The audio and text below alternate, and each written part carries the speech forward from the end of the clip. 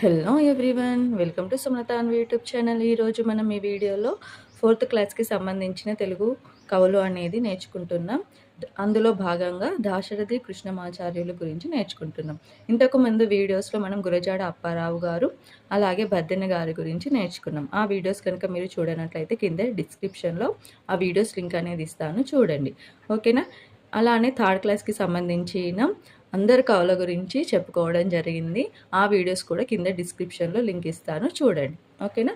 ఇప్పుడు మనం దాశరథి కృష్ణమాచార్యుల గురించి నేర్చుకుందాం. కాలం క్రీస్తు శకం 1927 నుండి 1987. ఓకే. జన్మస్థలం గూడూరు, వరంగల్, ప్రస్తుతం మహబూబాద్ జిల్లా. బిరుదులు అభ్యుదయ కవితా చక్రవర్తి, కవిసింహ, కళా ప్రపూర్ణ. అవార్డులు ఆంధ్ర కేంద్ర సాహిత్య అకాడమీ అవార్డులు.